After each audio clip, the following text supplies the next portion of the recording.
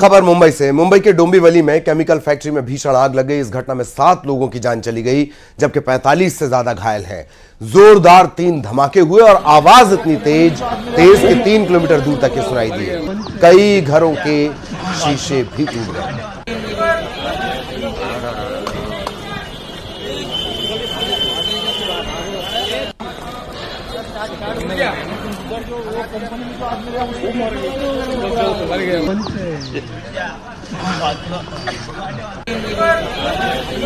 Chemical factory में ये धमाके हुए डोंबिवली, महाराष्ट्र के डोंबिवली में, और यही वजह है कि इस भीषण आग को काबू में करने के लिए पसीने छूट गए। ये भीषण आग लग गई, 7 लोगों की जान चली गई है, जबकि इस घटना में 45 से ज्यादा लोग घायल हुए हैं, झुलस गए हैं, बुरी तरह झुलस गए हैं। आग के साथ धुएं के गुबार को देखकर आप अंदाजा लगा सकते हैं। फैक्ट्री में इतने जोरदार तरीके से धमाके, इतने तेज धमाके हुए कि 3 किलोमीटर दूर तक इनकी आवाज सुनी गई। और अब एक सवाल के साथ शुरुआत। छठे चरण के चुनाव से पहले देश के कई शहर क्या आईसिस के निशाने पर थे? अहमदाबाद में गिरफ्तार आईसिस के 4 आतंकियों ने खुलासा किया कि वो 38 बार भारत आ चुके हैं। कई शहरों की उन्होंने रैकी भी की। इन आतंकियों को पाकिस्तान में बैठे हैंडलर ने सुसाइड बॉम्बिंग का ऑर्डर दिया था।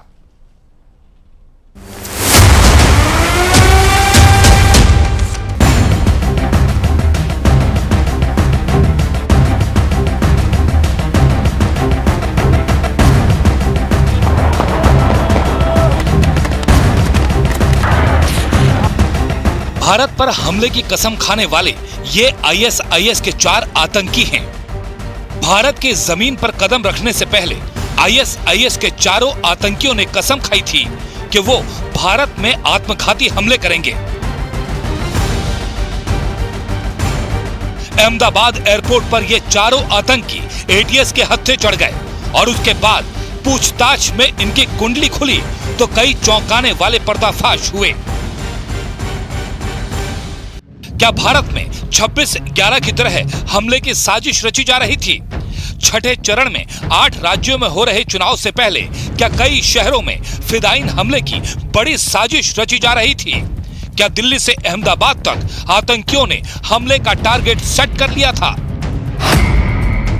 पूछताछ में आतंकियों ने बताया इनके ग्रुप में 2 नुसरत और नफरान 38 बार भारत आ चुके हैं। दोनों ने भारत में कई शहरों में जाकर रेकी की और टारगेट तय किए। पाकिस्तान में रहने वाला आईएसआईएस आतंकी अबू इनका हैंडलर था। चारों आतंकियों ने अबू को अपना आमिर यानी गुरु मान लिया था और कसम भी खाई थी। अबू ने ही आतंकियों को सुसाइड बॉम्बिंग के आदेश दिए थे। फिदायीन हमले की ट्रेनिंग इसी साल फरवरी में शुरू हुई। पाकिस्तान से अबू ने उन्हें अहमदाबाद में हथियारों को इकट्ठा करने के बाद हमले को अंजाम देने के लिए सटीक जगह और समय बताने वाला था। ये 4 व्यक्तियों मूળ શ્રીલંકાના વતની છે, શ્રીલંકાના રહેવાસી છે અને આતંકવાદી પ્રતિબંધિત સંસ્થા ઇસ્લામિક સ્ટેટના સક્રિય સભ્યો છે અને એ 4 લોકો સંપૂર્ણપણે આઈસિસની જે આઈડિયોલોજી છે એ આઈડિયોલોજીમાં રેડિકલાઇઝ થઈ ગયા છે। जिस तरह से आतंकियों को फिदायीन हमले के लिए तैयार किया गया और कई शहरों पर अटैक के टारगेट दिए गए, उससे शक जताया जा रहा है कि आईएसआईएस ने 26/11 हमले की तरह ही आतंकियों को तैयार किया और उन्हें अजमल कसाब की तरह ट्रेनिंग दी गई थी। अजमल कसाब को भी हमले से पहले आतंकी मसूद अजहर ने फिदायीन की कसम खिलाई थी।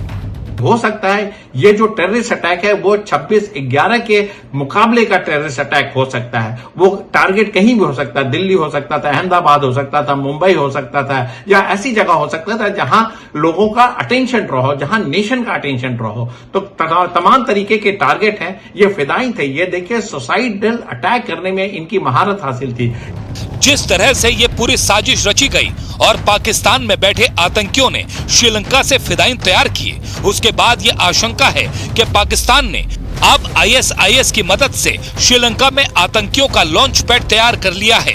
अब तक भारत में घुसपैठ के लिए आतंकी नेपाल या POK के रूट का इस्तेमाल करते थे, लेकिन अब उनका आतंकी रूट श्रीलंका हो चुका है। हर बार देखिए पाकिस्तान एक नए रूट का इजाफा करता है। अब हम बिल्कुल सरप्राइज नहीं होंगे अगर हम आगे आने वाले दिनों में देखें कि हो सकता है म्यांमार के थ्रू, हो सकता है सी रूट के थ्रू, हो सकता है मालदीव से वो लक्षद्वीप आए और लक्षद्वीप से फिर हिंदुस्तान आए, या ऐसी जगह आए अंडमान निकोबार आए और फिर वहां से बाई एयर कलकत्ता या चेन्नई आए। तो तमाम रास्ते जो हैं जहां से भी हिंदुस्तान आया जा सकता है, चाहे वो डायरेक्ट मीन्स द्वारा या इनडायरेक्ट मीन्स द्वारा, इन सारे रूट का इस्तेमाल टेररिस्ट ऑर्गेनाइजेशन करता है। इन आतंकियों के मोबाइल फोन से इनक्रिप्टेड चैट भी बरामद की गई। आतंकियों ने कई शहरों की रेकी की और कौन से शहर इनके टारगेट पर थे, जल्द ही इसका भी पर्दाफाश हो जाएगा।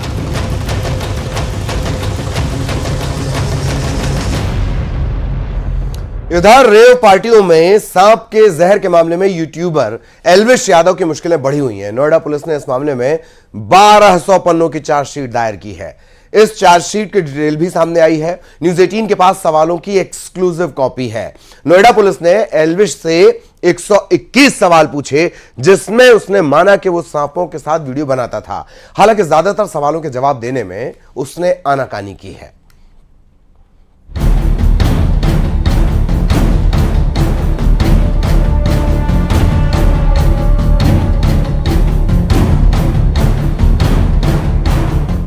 यूट्यूबर और बिग बॉस OTT सीजन 2 के विनर एल्विश यादव को पुलिस ने मार्च के महीने में गिरफ्तार किया था, जिसमें एल्विश को 5 दिनों तक जेल की हवा खानी पड़ी थी। बाद में एल्विश को जमानत पर रिहा कर दिया गया था। सांपों के जहर की तस्करी और मनी लॉन्ड्रिंग केस में फंसे एल्विश ने पुलिस की पूछताछ में कई खुलासे भी किए। उसने माना कि वो सांपों के साथ वीडियो बनाता था। पुलिस ने एल्विश और उसके 8 साथियों के साथ पूछताछ की थी। एल्विश यादव के खिलाफ 1200 पन्नों की चार्जशीट में कई जानकारियां सामने आई हैं। नोएडा पुलिस ने एल्विश से 121 सवाल पूछे थे, जिसकी कॉपी न्यूज़ 18 के पास है। इसमें सारे सवाल और एल्विश के दिए जवाब भी शामिल हैं। पुलिस ने एल्विश यादव से सांप, उनके जहर और पार्टी को लेकर कई सवाल किए। एल्विश से पूछा गया कि वो कौन सा नशा करते हैं। उसने कहा वो नशा नहीं करता। पुलिस ने पूछा कि आपको यहाँ क्यों बुलाया गया है। इस पर उसने कहा मेरे खिलाफ नोएडा में मुकदमा लिखा गया है, जिसमें कुछ सपेरे पकड़े गए थे। उनके पास जहरीले सांप और जहर बरामद हुआ। उन्होंने मेरा नाम लिया था कि मैं रेव पार्टी करता हूँ और उस पार्टी में सांपों के जहर को नशे के रूप में प्रयोग करता हूँ। मेरे ऊपर ये आरोप है, जबकि ऐसा कुछ नहीं है। फिर पुलिस ने पूछा कि आप पर आरोप क्यों लगाया गया। इस पर भी एल्विश ने बड़ी सफाई से कहा कि उस पर जो भी आरोप लगे हैं वो गलत हैं, लेकिन ये सच है कि कुछ वीडियो सांपों के साथ शूट किए गए हैं। पुलिस ने पूछा राहुल नाम के सपेरे को आप कैसे जानते हैं। एल्विश ने कहा वो राहुल नाम के सपेरे को नहीं जानता। ये सवाल भी किया गया कि पार्टी में सांप कौन लाया। एल्विश ने कहा उस समय मेरे दोस्त लोग मौजूद थे। सांप कौन लाया मुझे जानकारी नहीं है। नोएडा पुलिस ने यह भी पूछा कि क्या आपको सांपों से डर नहीं लगता। एल्विश की तरफ से जवाब आया कि डर नहीं लगता, इसलिए तो पार्टी में सांप को गले में डाला। पूछताछ में यह भी सामने आया कि एल्विश को सांप, बड़ी छिपकली या किसी भी जीव जंतु से डर नहीं लगता। उसे कोबरा, करेद, रैट स्नेक, सांप को पकड़ना, गले में डालना और छूना पसंद है। एल्विश यादव पुलिस के ज्यादातर सवालों से बचता हुआ दिखा, जिससे नोएडा पुलिस भी संतुष्ट नहीं थी, क्योंकि एल्विश ने काफी घुमाकर जवाब दिए थे। एल्विश की मुश्किल बढ़ती जा रही है, क्योंकि ईडी भी मामले की जांच कर रही है। Bureau report, news 18। ऋषिकेश के एम्स से बहुत चौंकाने वाली तस्वीर सामने आई। पुलिस को अस्पताल में छेड़छाड़ की खबर मिली। पुलिस आरोपी को पकड़ने के लिए अस्पताल में पहुंच गई, लेकिन पुलिस ने तो अस्पताल के वार्ड में वैन घुसा दी। इसके बाद अफरा तफरी मच गई और अब यह वीडियो वायरल है।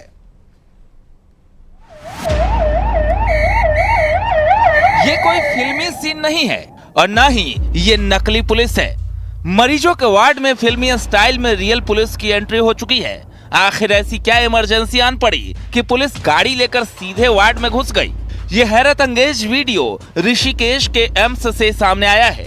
दरअसल पुलिस की गाड़ी अस्पताल की 4थी मंजिल पर चढ़ गई। वो एक आरोपी का पीछा कर रही थी। आरोपी कहीं भाग न जाए इसके लिए पुलिस ने 4थी मंजिल पर गाड़ी को दौड़ा दिया। इस दौरान पूरे अस्पताल में हड़कंप मच गया। किसी को समझ ही नहीं आ रहा था कि आखिर पुलिस सिंघम के अवतार में क्यों दिख रही है, क्योंकि ऐसा पहले किसी ने होता हुआ नहीं देखा था।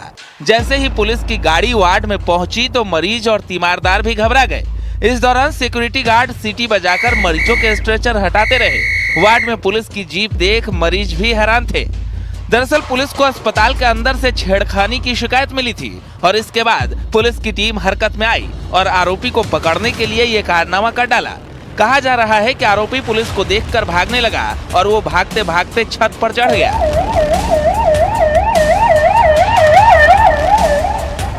लेकिन पुलिस की गाड़ी वार्ड तक आ गई। दरअसल यहां महिला डॉक्टर से छेड़छाड़ के बाद हंगामा हो गया। जानकारी के मुताबिक 19 मई की शाम ऋषिकेश एम्स के ऑपरेशन थिएटर में सर्जरी चल रही थी। आरोप है कि उसी दौरान सर्जरी विभाग में तैनात महिला डॉक्टर के साथ नर्सिंग ऑफिसर ने छेड़खानी कर दी थी। अस्पताल के दूसरे डॉक्टर्स ने इस घटना के बाद हड़ताल के साथ ही आरोपी के खिलाफ सख्त कार्रवाई की मांग करते हुए प्रदर्शन शुरू कर दिया था।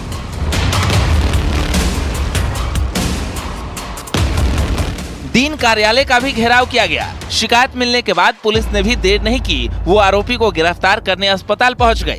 बाद में पुलिस ने आरोपी को गिरफ्तार कर लिया, जिसके बाद ये वीडियो सोशल मीडिया पर वायरल हो गया।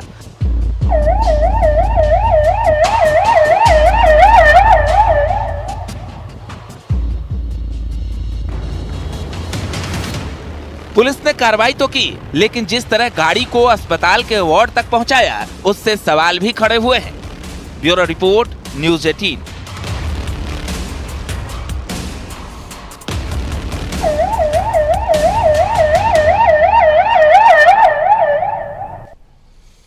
सड़क पर इश्क लड़ाने की खुमारी अब आम बात हो गई है। ऐसा ही वीडियो राजस्थान के कोटा से सामने आया। एक कपल बाइक पर रोमांस करते नजर आ रहा है। खुलेआम सड़क पर रोमांस के इस वीडियो की खूब चर्चा हो रही है और पुलिस इस वायरल वीडियो के आधार पर कपल की तलाश कर रही है।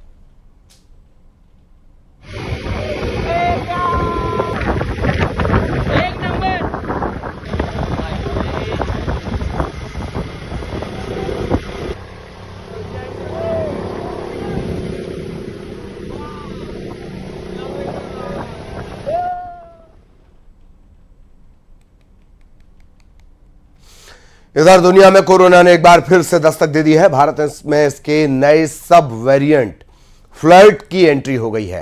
हालांकि इन्हें कम संक्रामक कहा जा रहा है। डॉक्टर्स के मुताबिक घबराने की नहीं, लेकिन सावधान रहने की जरूरत है।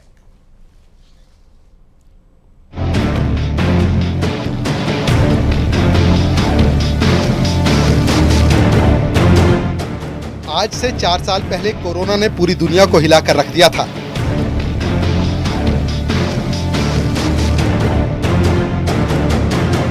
दुनिया के तमाम देशों में इसने तबाही मचाई। तब से लेकर इसके नए नए वेरिएंट भी सामने आते रहे हैं। एक बार फिर कोरोना का नया सब वेरिएंट देश में एंट्री कर चुका है, जो तेजी से भी फैल रहा है। भारत में कोरोना के अब तक 300 से ज्यादा मामले सामने आ चुके हैं। सिंगापुर से कोरोना का नया वेरिएंट फ्लर्ट भारत में आ चुका है। इसमें से ज्यादा केस वेरिएंट KP.1 और KP.2 के हैं। इन दोनों वेरिएंट को फ्लर्ट का नाम दिया गया है। KP.1 कोरोना के JN.1 ओमिक्रॉन वेरिएंट का एक सब वेरिएंट है। बताती है कि वायरस ज्यादा फैलता तेजी से है मगर घातक नहीं है। So it more milder cases आते हैं, वो इतने सिवियर केसेस नहीं है, हॉस्पिटलाइजेशन नहीं है। तो हमारे को किसी तरह का पैनिक करने की जरूरत नहीं है, बिकॉज ये पहली बार नहीं है कि नया म्यूटेशन आया और ये आखिरी बार भी नहीं है कि नया म्यूटेशन आया। हमारे को जागरूक होने की जरूरत है। जागरूकता कैसे होती है कि किसी को भी वायरल इन्फेक्शन हो, चाहे वो कोविड है, चाहे इन्फ्लुएंजा है, कोई भी वायरल इन्फेक्शन है, तो उसको सबसे पहले अपने आप को औरों से अलग कर लेना चाहिए। सबसे अच्छा तरीका अलग करने का है मास्क पहन लेना। मास्क पहन लेने से हम इन्फेक्शन को स्प्रेड करने से रोकते हैं। तो पहला जो हम लोगों को करना चाहिए, किसी को भी वायरल इन्फेक्शन होता है तो उसको हमें एजुकेट करना है कि आप मास्क पहन लें। पिछले कुछ समय से अमेरिका, दक्षिण कोरिया और न्यूजीलैंड में कोरोना के मामले बढ़ने की वजह फ्लड ही है, जिसके चलते वहां पर कोविड की लहर की आशंका बढ़ गई है कि हमें जैसे ही कोई इन्फेक्शन हो या इससे लक्षण हो, जैसे बुखार है, गला खराब होना है, हेडेक है, जुकाम है और पेट में कोई लूज मोशंस है, हेडेक है, ये सब चीज अगर होती हैं तो उस सिचुएशन में हम अपना टेस्ट कराएं। टेस्ट कराने के बाद जो डॉक्टर की सलाह से हमें प्रिकॉशंस लेनी है वो हम लें। पहला इम्पॉर्टेंट चीज होता है कि चेन ऑफ इन्फेक्शन को रोकना और उसके अंदर अपने आप को अलग कर लेना या मास्क पहन लेना सबसे इम्पोर्टेंट चीज है। सिंगापुर में कोरोना की नई लहर आ सकती है क्योंकि हेल्थ डिपार्टमेंट ने 25,900 से ज्यादा मामले दर्ज किए हैं और ये मामले हर हफ्ते दोगुने हो रहे हैं। अनुमान है कि KP.1 वर्तमान में अमेरिका में लगभग 7.5% नए कोविड मामलों के लिए जिम्मेदार है। इन्फेक्शन होता है, उसका वेरिएंट म्यूटेशन वेरिएंट आता है, कम्युनिटी में वो फैलता है। कम्युनिटी में फैलने के बाद वो अपनी जो है एक बार फैल गया तो एक इम्यूनिटी डेवलप हो जाती है लोगों में। जैसी वो इम्यूनिटी डेवलप होती है वो अपना फैलना बंद हो जाता है, तो अब वो ट्रांसमिशन बंद हो जाएगा क्योंकि इम्यूनिटी लोगों में आ गई है, तो वो ट्रांसमिशन स्लो डाउन हो जाता है, बंद हो जाता है। अब जब वायरस दोबारा से म्यूटेट करेगा, नया वेरिएंट आएगा और पुरानी इम्यूनिटी से बाहर निकलेगा तो फिर वापस से फैलेगा। तो ये कंटिन्यूअस चीज है जो चलती रहती है। तो अब डॉक्टर पारेख को सुन रहे हैं जो साफ तौर पर बता रहे हैं कि घबराने की जरूरत नहीं है, पैनिक होने की जरूरत नहीं है। दिल्ली से न्यूज़ 18 के लिए फराह खान। उज्जैन के मक्सी रोड पर स्थित टोल प्लाजा पर एक हृदय विदारक घटना में महिला टोल कर्मी की मौत हो गई। घटना की दिल दहला देने वाली तस्वीर सामने आई और इसमें नजर आता है कि महिला टोल से जाने के लिए बैरियर के पास आती है और तभी वहां से गुजर रहे ट्रक में उसकी साड़ी फंस जाती है और महिला ट्रक की चपेट में आ जाती है। मौके पर ही इस महिला की मौत हो जाती है। कायथा थाना पुलिस ने घटना के बाद ट्रक ड्राइवर को पकड़ लिया है।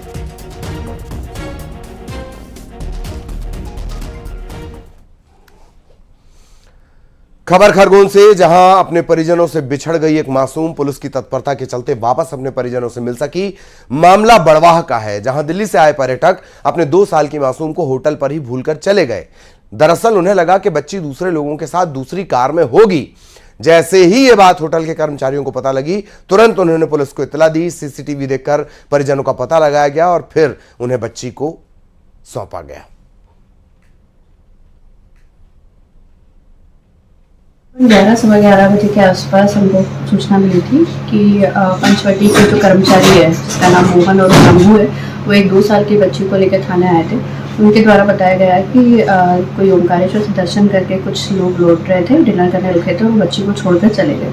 उसके पश्चात जब वो थाने पे आए तो हम लोगों ने जो नज़दीकी थाने है, सनावत हो गया, बलवाड़ा हो गया और आसपास थाने में चेकिंग लगवाई और बच्ची के पेरेंट्स को ढूंढने की कोशिश की। तभी उनके जो ड्राइवरों का एक व्हाट्सएप ग्रुप है तो उसमें सीसीटीवी फुटेज के आधार पर गाड़ी का नंबर निकलवाया, ड्राइवरों के जो व्हाट्सएप ग्रुप है उसमें डलवाया सोशल मीडिया के माध्यम से और ड्राइवर का पता चला, उनसे बातचीत की और उनके माता पिता को फिर बुलवाया गया। यदि आपको कोई घाव हो जाए तो जाहिर सी बात है आप उसे ठीक करने के लिए डॉक्टर से सलाह लेंगे, मलहम लगाएंगे उनका लिखा हुआ, ताकि वो जल्द ठीक हो सके। लेकिन बालाघाट जिले के आदिवासी कई तरह के नुस्खे आजमाते हैं, अपनाते हैं। इनमें से एक आदिवासी महिला को अपने पांव में लगी चोट के इलाज के लिए मिर्च पाउडर लगाते हुए देखा गया। मामला बैहर इलाके के सुकलदंड गांव का है, जहां ग्रामीण महिला बसंती घाव या चोट वाली किसी जगह पर मलहम का नहीं बल्कि मिर्च का पाउडर लगाकर इलाज करती हैं। उनका कहना है कि इससे घाव जल्दी ठीक हो जाते हैं। जब इनसे पूछा गया कि मिर्च क्यों लगाती हैं तो उन्होंने कहा कि इससे घाव में पानी नहीं लगता और वो जल्द ठीक हो जाती हैं। हाँ। तो अभी क्या लगाए उसमें? उसमें मिर्ची लगाए हो? हाँ, खाने का मिर्ची पीसे वाला। अच्छा, उससे क्या होगा फिर? वो मिट जाएगा, सुधर जाएगा। हाँ। कौन बताया ऐसा इलाज? डॉक्टर ने बताया। मिर्ची भी डालना मात्रा, हमारा इलाज भी करवाना बोले तो मैं मिर्ची भी डाली हूँ।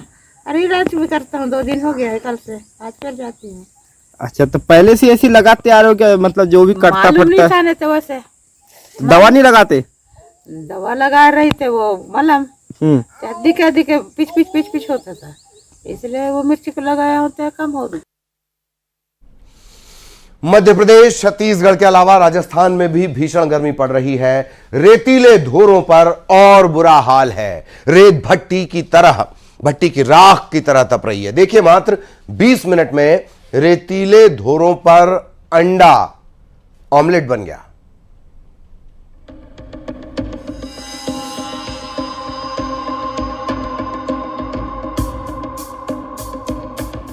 आग उगल रहे रेतीले धोर, रेत पर ऑमलेट बन गया अंडा।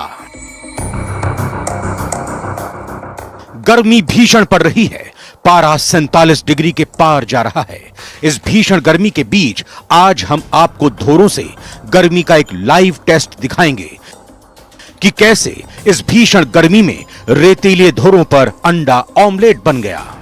जो रेतीले धोरे हैं वहाँ हम यहाँ आए हैं चूरू के, और हमारे साथ जो प्रोफेसर डॉक्टर जेबी खान है वो हमारे साथ हैं। जी सर, आज रेतीले धोरों में आए हैं, क्या कहेंगे?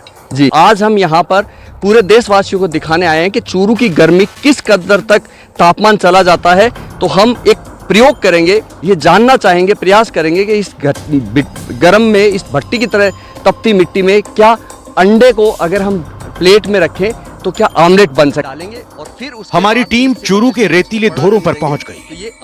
हमारे साथ हैं प्रोफेसर डॉक्टर जेबी खान, जो अपने साथ में एक प्लेट लेकर आए हैं। रेतीले धोरे हैं उनके बीच। देखिए इस भीषण गर्मी में अब इस प्लेट के साथ क्या होता है। तो ऑमलेट बनाने के लिए जा रहे हैं हमारे साथ जो डॉक्टर जेबी खान है। इन्होंने जैसे जो रेत है उस रेत को नीचे किया है और इसके बाद इस प्लेट को, इस तप्त जो गर्म जो प्लेट है उसको रख दिया है इन तपते धोरों के बीच में। और अब इनसे जानेंगे सर कितनी देर तक इसको रखोगे? अगर हम प्लेट को 10 मिनट रखेंगे तो 10 मिनट में ये गर्म हो जाएगी। तो 10 से 20 मिनट अगर इस प्लेट को यहाँ छोड़ेंगे तो ये इतनी गर्म हो जाएगी कि अंडा डालने के बाद ये ऑमलेट फॉर्म में आ जाएगा। और 20 से 25 मिनट इंतजार करेंगे और हमें यहाँ से जाना पड़ेगा, क्योंकि हम अगर यहाँ खड़े रह गए उस मिट्टी में तो हम खुद ऑमलेट बन जाएंगे। तो जब तक 10 से 15 मिनट का समय निकलता है हम किसी छांव वाली स्थान पे जाकर डालेंगे और फिर उस गर्मी बहुत है, छांव में जाना ही बेहतर है। 20 मिनट के इंतजार के बाद वापस हमारी टीम उस प्लेट के पास पहुंच गई। इस झुलसा देने वाली गर्मी में प्लेट एकदम तवे की तरह गर्म है। बस अब इंतजार है तो अंडे का। वो ये प्लेट है और तो जो रेतीले धोरे हैं उनके बीच में जो प्लेट है वो तवे के रूप में हो चुकी है और काफ़ी गर्म है वो ये प्लेट है। और जो डॉक्टर जेबी खान है वो जो अंडा है उस अंडे को तोड़ा है इन्होंने, और अब इससे जो आमलेट की प्रक्रिया है वो यहाँ शुरू हो रही है। काफ़ी जो गर्मी है वो यहाँ देखी जा सकती है। जो रेतीले धोरे हैं वो काफ़ी गर्म नज़र आ रहे हैं और यहाँ खड़ा होना भी मुश्किल हो रहा है। तो ये जो प्लेट है, इस प्लेट के अंदर जो अंडा है वो तोड़ के डाला गया है। इस प्लेट को तकरीबन 15 से 20 मिनट के लिए यहाँ छोड़ देंगे, डालेंगे और फिर उसके बाद 20 से 25 मिनट इसको पड़ा। एक बार फिर हमारी टीम अंडे वाली जगह को छोड़कर वापस छांव में पहुंच गई। इस भीषण गर्मी में अंडा पक रहा है और 20 मिनट के बाद फिर हमारी टीम वहां पहुंचेगी और वहां का हाल देखेगी। गर्म है वो ये प्लेट है और हम 20 मिनट से छाया में खड़े थे, अब हम चलकर आए हैं हमारे इस जो प्लेट में हमने अंडा डाला था, क्या ये आमलेट के फॉर्म में आया है? बिल्कुल, देखते हैं जो आमलेट के रूप में अंडा कन्वर्ट हुआ या नहीं हुआ। और मैं यहाँ देख सकता हूँ कि जो पीलापन है वो इस के ऊपर आया है। एक सफ़ेद कलर की एक परत है वो यहाँ देखी जा सकती है। क्या कहेंगे, ये तैयार है अंडा? देखिए, जो हमने अंडा रखा था ये इस गर्मी के कारण आमलेट के रूप में ये कन्वर्ट हो गया है। ये जो जैसे ही जो आप देख रहे हैं पहले एकदम ट्रांसपेरेंट था ये अंडा, लेकिन अब धूप के कारण ये सफ़ेदी आ गई है। जो बाहर वाला सफ़ेद पार्ट होता है वो ऑमलेट के रूप में ये कन्वर्ट हो गया है। डालेंगे और फिर उसके बाद 20 से 25 मिनट। तो आपने देखा किस तरह से रेतीले धोरों पर भीषण गर्मी से ऑमलेट तैयार हो गया है और ऑमलेट बिल्कुल खाने लायक है। ऑमलेट को देखकर अंदाजा लगाया जा सकता है कि रेतीले धुनों पर गर्मी कितनी हाई है। मात्र 20 मिनट में अंडा ऑमलेट बन गया। अंडा है, उस अंडे को तोड़ा है इन्होंने और अब इससे जो रिपोर्ट न्यूज़ 18 राजस्थान। काफी जो गर्मी है वो यहाँ देखी जा सकती है। जो पूर्व मुख्यमंत्री शिवराज सिंह चौहान के घर जल्द ही शहनाई बजने वाली है। शिवराज के छोटे बेटे कुणाल की सगाई भोपाल के जैन परिवार की बेटी से हुई। इस सगाई को शिवराज सिंह चौहान के परिवार ने अब तक गोपनीय ही रखा। अब सगाई की तस्वीरें सामने आने के बाद ये जानकारी सामने आई है। कुणाल की सगाई भोपाल के डॉक्टर इंदरमल जैन के परिवार में हुई। डॉक्टर इंदरमल जैन के बेटे डॉक्टर संदीप जैन की बेटी से ही कुणाल की सगाई हुई है। शिवराज के पारिवारिक सूत्रों का कहना है कि कुणाल ने अमेरिका में पढ़ाई की। इसी दौरान उनका परिचय डॉक्टर संदीप जैन की बेटी से हुआ।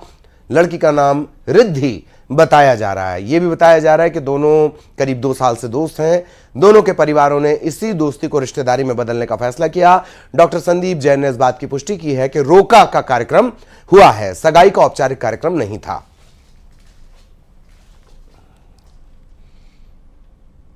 और इसी के साथ इस बुलेटिन में इतना ही। खबरें जारी रहेंगी।